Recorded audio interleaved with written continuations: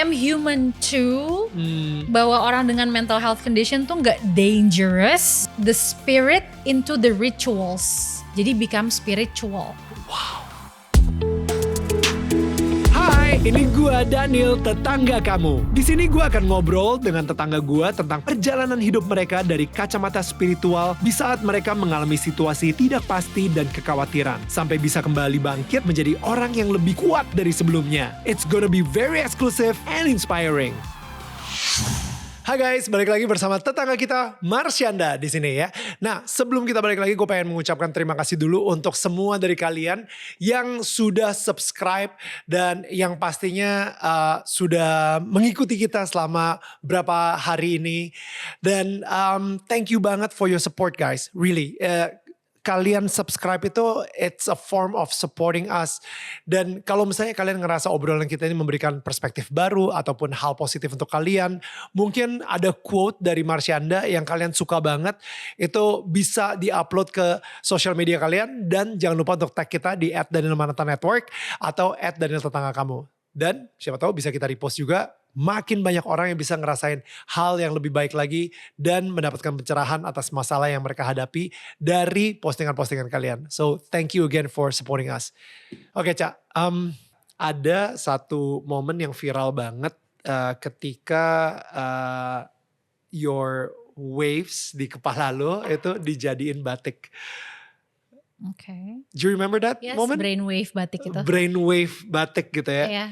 Can you tell me more about it? Because it was so cool, so original. Itu campaignnya keren banget. Oh my God, thank you. Dan it shows bahwa ya itu benar-benar kayak kasih lihat that your imperfections is so unique and beautiful, you know, in a way. It's actually that moment was idenya tuh kolaborasi sebenarnya. It's not purely just my idea. Okay. So I was working with this team yang mereka tuh bisa mengerti gue. And they've been kayak baca-baca caption yang gue post, they learning about me lah gitulah. And then for them, bagi mereka tuh, Ca, we understand you, kita ngerti. Lo tuh pengen menyampaikan bahwa lo punya keindahan di dalam brainwave lo yang mungkin lo ada bipolar or whatever you want to call it, mental health condition, tapi ada keindahan dan ada keindahan di dalam kompleksitas itu gitu loh. Tapi lo selama ini menyuarakan itu lewat kata-kata lo sendiri yang akhirnya nggak nyampe ke orang. Now we want to translate what you want to say to people dengan cara yang kayaknya bakal nyampe nih ke orang nih, Ca. Lo percaya sama kita gak gitu? Wow. Okay, I trust you, let's do this. That's so cool. Terus mereka kayak bikin batik brainwave, so they make it, mereka memvisualkan itu kan berarti. And I was like, ternyata sesimpel ini gitu untuk membuat orang tuh kayak melihat bahwa I am human too. Bahwa orang dengan mental health condition tuh gak dangerous. Ternyata caranya tuh gitu loh. So it was a collaboration between different point of views aja gitu. Gua percaya banget bahwa kita sebagai manusia itu mempunyai fisik, soul atau mental atau the brain wave maybe, sama spirit gitu.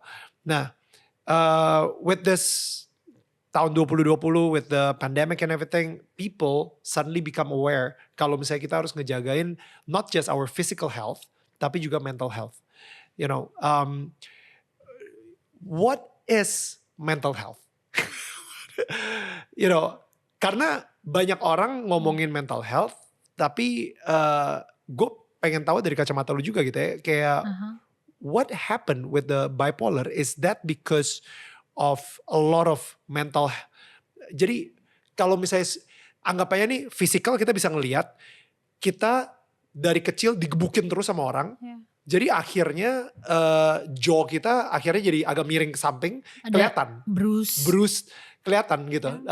It's exactly that. Right. Jadi mentally lu benar-benar kayak mentally I've been wounded a lot. A lot.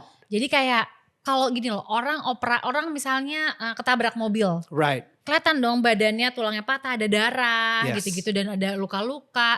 Lalu dia dioperasi untuk diselamatkan. Right. Setelah operasi aja kan invasif kan, bisa dibelek, bisa diapain gitu kan. Ada organ yang dipindahkan apa segala macam. Setelah operasi ada lagi namanya masa recovery. Recovery itu bisa ada yang 1 bulan, ada yang 6 bulan, ada yang berapa tahun gitu kan sampai dia bisa jalan lagi misalnya.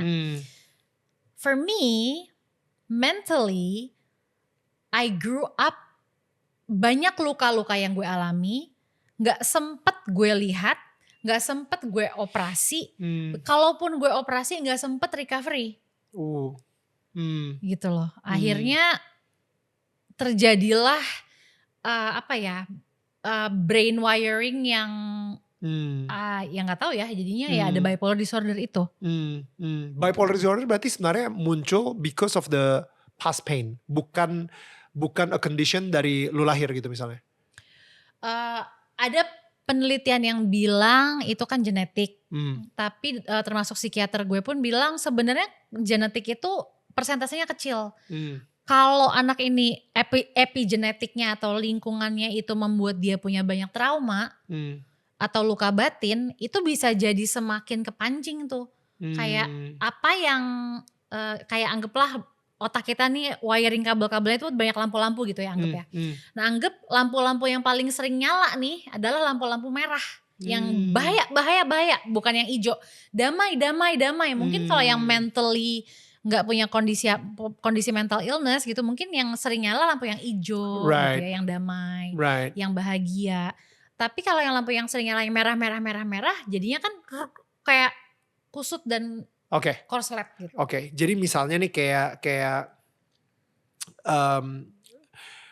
anggap aja balik lagi ya analoginya, kalau misalnya lebih ke fisik kita ngerti banget gitu ya. Wah, gue harus nge-gym abis itu gedein bicep gue, you know, and everything. Atau enggak dia mau boxing, dia mau dia training di gym dan lain-lain, karena dia tahu nanti ketika dia digebukin sama orang di lapangan tinju, dia bisa tahan, dia digebukin sini tahan, digebukin di perutnya tahan segala gitu, karena dia udah latihan untuk itu. Nah, kita di dunia ini di mental, kita juga sering diserang kan. There's tiap hari mungkin bahkan stres, tiba-tiba dicuekin sama orang, kita lagi chat WA, dia typing, abis itu dia nggak typing lagi, kok gue dicuekin? Itu terjadi kayak serangan secara mental juga, and everything, tekanan itu dan lain-lain gitu. Jadi mental gymnya itu sebenarnya lebih seperti apa supaya kita bisa kuat untuk menghadapi tekanan-tekanan atau stres yang kita harus hadapin tiap hari? Mental gymnya harus seperti apa? Ya. For me, atau buat orang yang dengan kondisi mental health? Maybe for you, anyone. For anyone. How to be mentally strong? The key is kita gak bisa melakukan itu sendiri.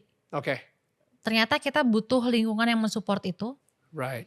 Kita butuh kasih sayang, kita butuh orang-orang di sekeliling kita tuh yang meng-celebrate who we are. Karena kalau kita sendiri menyayangi diri kita, tapi bagi orang-orang di sekeliling kita selalu dibully, kita dianggap tidak bernilai, kita pasti akan ngerasa I don't belong, I don't belong here. Maybe I should go somewhere, leave gitu kan. Atau enggak kita stay di situ, tapi kita become broken. Gitu loh. Jadi mental gymnya tuh gak cuman saya yang membangun itu, dan gak cuman saya yang latihan di dalam situ tiap hari, tapi kayak mental gym tuh kayak tanaman yang nyiramin airnya biar dia tumbuh tuh, yang megang tuh gak cuman saya tapi juga semua orang-orang di sekeliling saya. Wow. Jadi kalau misalnya sampai dia orang-orang sekeliling itu ngasih air yang toksik, ya akhirnya jadi busuk lah si tanaman tersebut gitu. Wow, berarti benar harus hati-hati banget pilih your surroundings. That's one of the ways ya. Untuk dan yang lebih diseremin kan kalau misalnya ternyata mentally ada something wrong, dan kita hidup dengan itu tapi kita nggak menyadari itu. Jadi misalnya kita surroundings kita tuh toxic, tapi we live with it, dan kita nggak apa-apa dengan itu, kita menganggap itu ya memang hidup begini. You know, nah itulah jadi kayak jadinya ke penyakit fisik, you know, makanya ada dibilang kan lebih dari 80% sebetulnya penyebab penyakit fisik itu datangnya dari stres atau pikiran. Ya, that's crazy. Gila, itu jadi manifesting ya. Dari your mind akhirnya jadi manifesting to physically. Iya, physical. What about spiritual health? Kita udah ngomongin soal physical health, mental health. What about spiritual health? Lo sendiri karena spiritual health mungkin yang sering banget dilupakan sama orang-orang gitu. Mereka ngerasa bahkan pas kita terakhir ketemu gitu ya, lu sempat bilang gitu bahwa rituals kill your spiritual. I don't know if you still remember when you said that. I actually samar-samar, nggak terlalu inget. Really? Tapi I always say that to many people. Itu mind blowing banget buat gue. Karena a lot of people pikir kalau misalnya untuk ke gymnya spiritual health itu dia melakukan ritual gitu. Ritual-ritual yang kadang-kadang itu it's a dead kind of ritual. It's a dead work gitu. Yang gue pergi ke tempat ibadah tapi di situ dia main WA atau ngecek Instagram atau malah nontonin YouTube gitu misalnya dan lain-lain. Jadi it's just a ritual dan mereka pikir udah ya gue sama Tuhan udah aman nih. And they forget that actually spiritual health itu dibangun dengan keintiman hubungan dengan Tuhan gitu. Yes. So there are two kinds, ada dua macam ritual. Ritual yang berbahaya. Dan ritual yang mendekatkan kita dengan kesehatan spiritual kita. Ritual yang berbahaya adalah ketika kita lakuin itu nggak pakai nyawa. We make the moves, kita melakukan apapun itu ya, just for the sake of doing it aja, nggak ada, there's no life in it. So good. Dan ya udah hilang aja, niatnya hilang, tujuannya buat apa juga we don't care. Kalau ritual yang mendekatkan kita kepada good spiritual health adalah ritual yang we put life into it. Dan ternyata kita memang harus pakai effort untuk put the spirit into the rituals. Jadi become spiritual. Wow. Gitu. I think. That was so good. So good. That was eye-opening. Hello. That was so good. You put spirit in the rituals sehingga itu jadi ritual yang bernyawa. Now that is spiritual.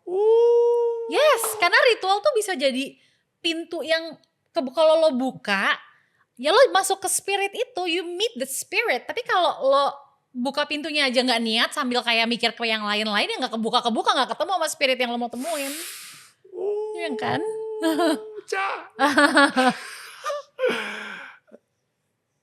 How's your spiritual health?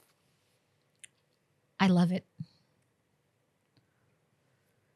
Oh my God, I feel like gue selalu diselamatkan by the spiritual side of me.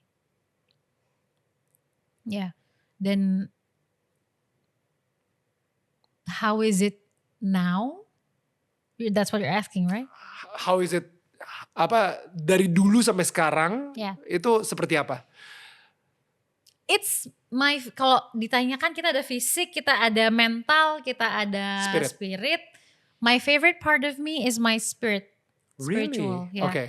Gue ngerasa dari gue kecil gitu ya, how I connect with the spirit inside of me or the God within or the ultimate guide within me is just to look within, dan gue berusaha untuk membangun hubungan yang gak usah sulit untuk ketemu dengan yang maha penyayang itu, yang maha kasih petunjuk itu gitu loh. So I write a lot.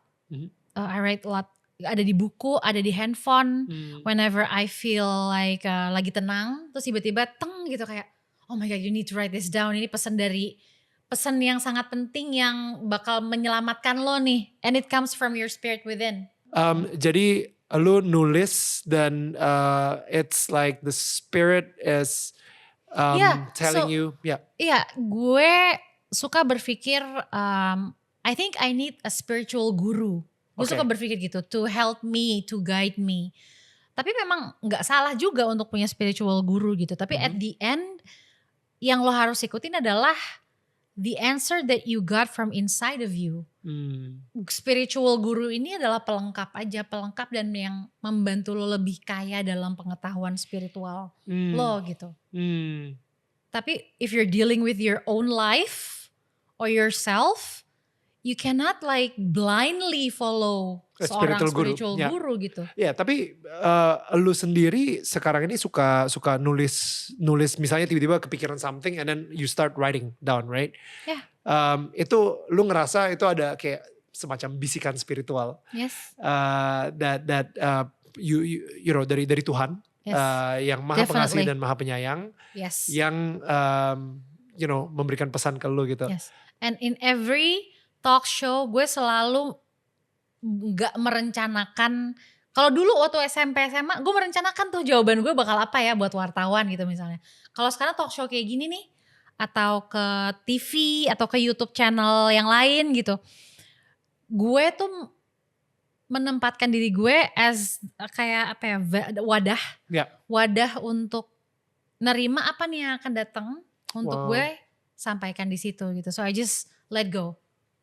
Karena kadang-kadang lebih yang keluar tuh lebih kena dibanding yang kita udah rencanain, yang kita pikir tuh keren banget gitu. Ya, Taunya yang gak direncanain tuh lebih itu yang dibutuhkan untuk didengar gitu loh. Ya. Ternyata. That's amazing. Without us knowing. How do you have this intimacy? How do I have this intimacy with God? Ya. Kayak gue tahu banyak orang yang udah melakukan ritual sebanyak-banyaknya tapi gak mempunyai intimacy kayak lu ini. Gue inget gue pernah nulis ya, ini zaman-zaman gue lagi proses perceraian sama Ben, and I was very at my lowest point. Terus gue ngomong di situ, gue lagi di mobil, gue sendirian, gue lagi nggak kontakan sama keluarga gue, terus gue ngeliat air hujan waktu itu, dan mobil lagi parkir, terus gue ngeliat keluar, and then I realized that gue merasakan kayak ngeliat rintik-rintik hujan itu, gue ngerasain rasa damai. Dan di situ gue tahu bahwa oh my God, God is here. Tuhan tuh ada di sini. Tuhan tuh menggenggam tangan gue even di saat-saat gue ngerasa semua orang ngelepas pegangannya dari gue. Wow. Dan kan pasti lo pernah dengar kalau orang itu kelihatan seberapa dia kuat, true strength-nya sama sifat aslinya in their lowest points. Yeah. Ya kan? Dan di situ oh my God. Gue bersyukur karena walaupun ada begitu banyaknya lowest points in my life, but not any one of them di mana gue ngerasa Tuhan meninggalkan gue.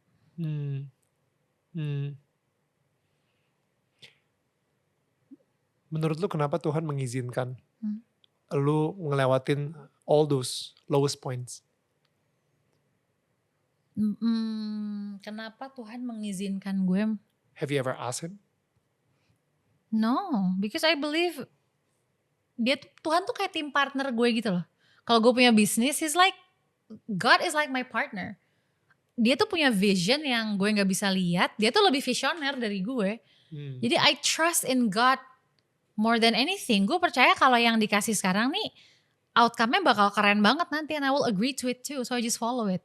Jadi gue gak pernah ngerasa kayak apa ya, gue tuh ngomong ya hidup gue kayak tadi gitu ya, gue tuh mengalami banyak titik rendah dalam hidup gue tuh supaya gue bisa fit in aja sama kalimat-kalimat yang sering kita pakai sehari-hari. Padahal menurut gue I live a really beautiful life, and I love being in this body. I love my life. I love everyone in my life.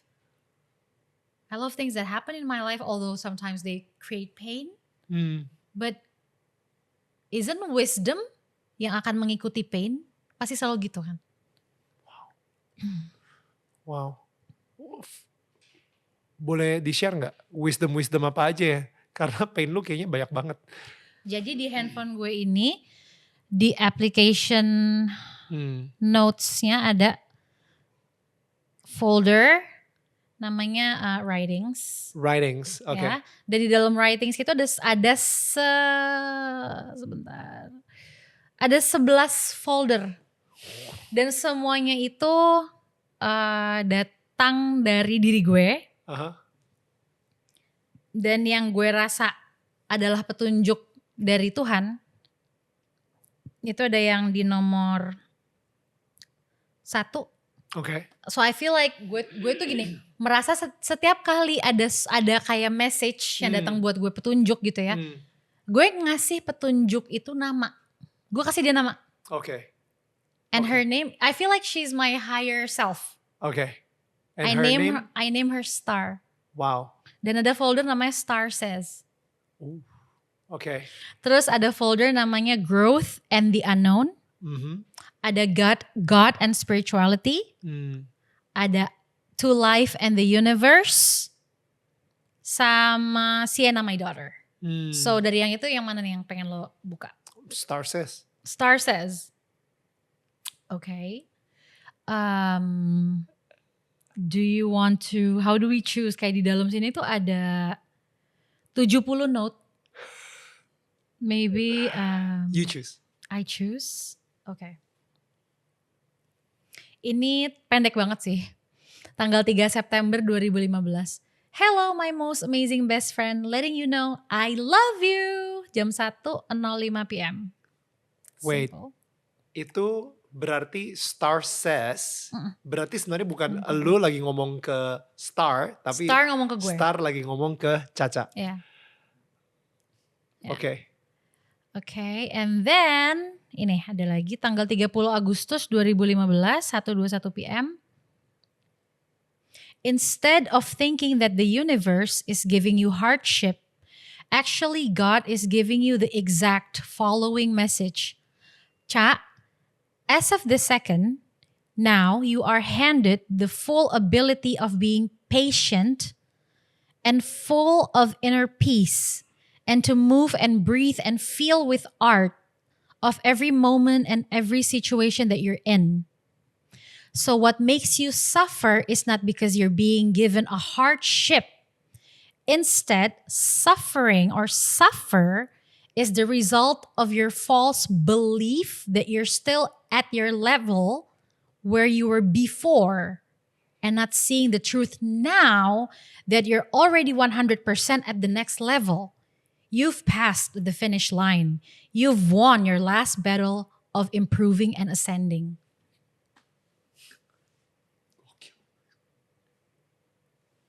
Gitu. Gokil. Itu it change perspective sih. This helps a lot. Ya. This really, really helps a lot. All of this. Itu keren sih, Cak. Gue lega deh. Kok lega? Lega aja bisa sharing this. Yeah. Nggak banyak orang yang mempunyai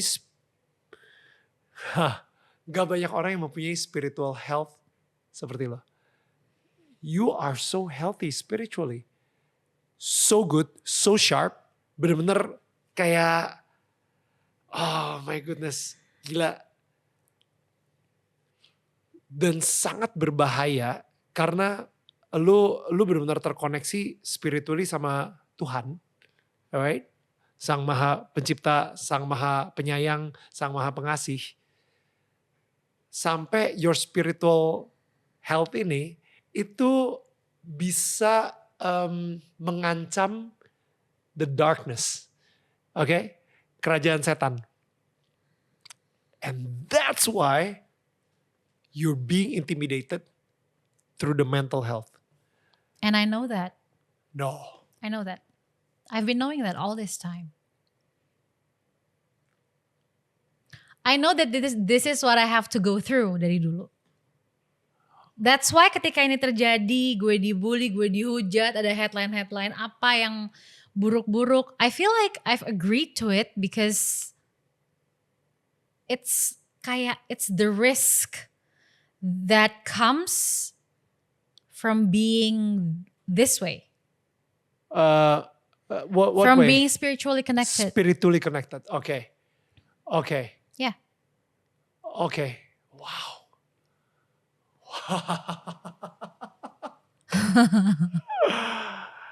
Wow. There's nothing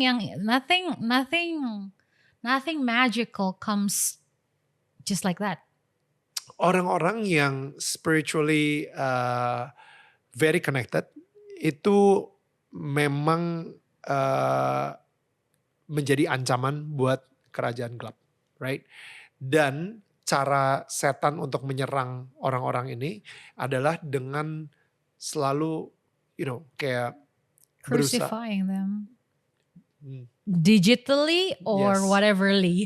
Yes, dan maksudnya kayak berusaha menghancurkan mereka secara mental dan mengintimidasi mereka terus dan berusaha destroy and dim. Ya makanya kayak misalnya orang-orang yang spiritual itu yang kebanyakan agak ngawang-ngawang gitu, segala kayak gitu dan lain-lain. Dan itu ya. Wow. I feel like I just found your superpower, that's all. I feel that even in the waiting room, God was holding my hand the whole time. Dan kayaknya itu dia yang bikin gue masih bertahan sampai sekarang. Selama lu di waiting room, yes, God has been holding you so much. And I am a firm believer that itu Yesus, right?